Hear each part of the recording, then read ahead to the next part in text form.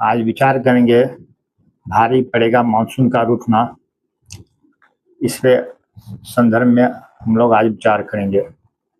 दोस्तों, मानसून की महत्ता को इसी बात से समझ सकते हैं कि कहावतों में इसे भारत का वास्तविक वित्त मंत्री कहा गया है। भारतीय अर्थव्यवस्था के लिए मानसून की मेहरबानी बहुत मायने रखती है। चूंकि मानसून एक मौसमी परिघटना है, इसलिए उसकी दशा दिशा भी कई जलवायु पहलुओं पर निर्भर करती है। ऐसा ही एक पहलू है अल नीनो। इस साल अल नीनो की आशंकाओं ने नीति नियोक्ताओं की चिंताएं बढ़ा दी है। यह बहुत स्वाभाविक भी है, क्योंकि कई प्रकार की अनिश्चितताओं से उपजी अस्थिरता में कमजोर मानसून वर्तमान स्थितियों को और बिगाड़ने का ही काम करेगा। विश्व मौसम विज्ञान संगठन यानी WMO के अनुसार जून से अगस्त 2026 के बीच अल नीनो को सक्रिय होने की आशंका 80% तक है, जो नवंबर तक 90% तक हो सकती है। अमेरिकी मौसम वैज्ञानिकों का अनुमान है कि अल नीनो के वर्ष 2026 और 27 की पूरी सर्दियों तक बने रहने के 96% का आसार है, जबकि नवंबर जनवरी के बीच इसके चरम रूप धारण करने की आशंका 63% तक है। हालात यही संकेत करते हैं कि 1950 के बाद यह अल नीनो का सबसे प्रचंड असर होने जा रहा है। यह किसी मौसमी अनुमान से अधिक रोजगार, खाद्य सुरक्षा, महंगाई और आर्थिक विकास दर पर मंडराते संकट की एक पूर्व चेतावनी है। इसकी अनदेखी करना बहुत भारी पड़ सकता है। अल नीनो के पीछे विज्ञान को समझें तो गर्म पानी को पश्चिमी प्रशांत महासागर की ओर धकेलने वाली ट्रेड विंड्स कुछ वर्षों के अंतराल पर कमजोर पड़ जाती है।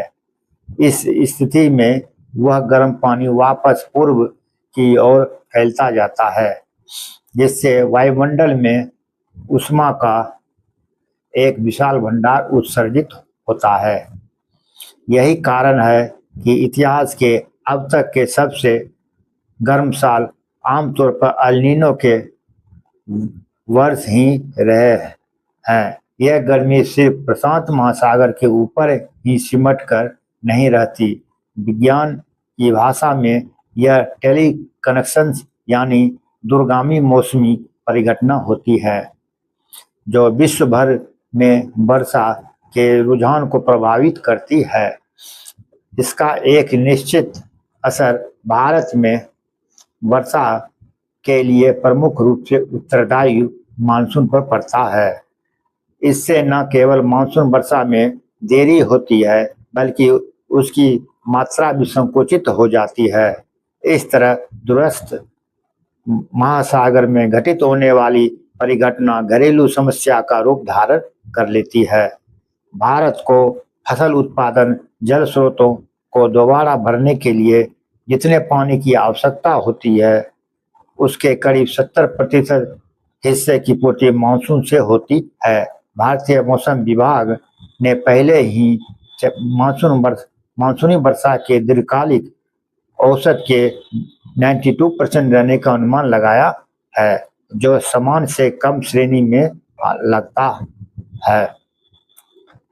कमजोर मानसून के व्यापक दुष्प्रभाव देखने को मिलता है। मानसून के व्यापक दुष्प्रभाव देखने को मिलता है। इससे गर्मी और विकराल रूप धारण कर लेती है।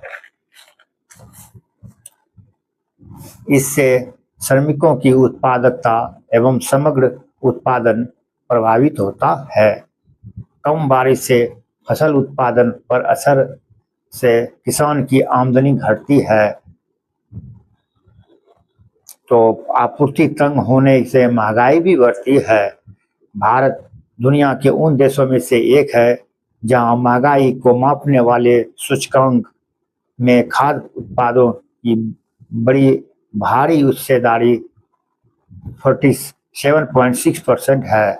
मानसूनी वर्षा में कमी का सबसे बुरा असर देश के उपजाऊ मैदानी इलाकों पर पड़ता है। इससे खरीफ फसल की बुआई प्रभावित होती है। सिंचाई में मुश्किलों के साथ उसकी लागत भी बढ़ जाती है।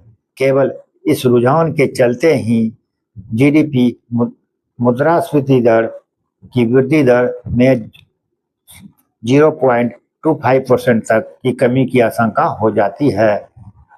डार्टमाउथ कॉलेज के एक अर्थशास्त्री का अनुमान है कि प्रतिकूल मौसमी परिघटनाओं के वर्ष 2032 तक भारत को करीब 1 ट्रिलियन लाख करोड़ डॉलर के आर्थिक उत्पादन का नुकसान उठाना पड़ सकता है, जबकि वैश्विक स्तर पर यह क्षति 10 ट्रिलियन डॉलर से ऊपर निकल जाएगी।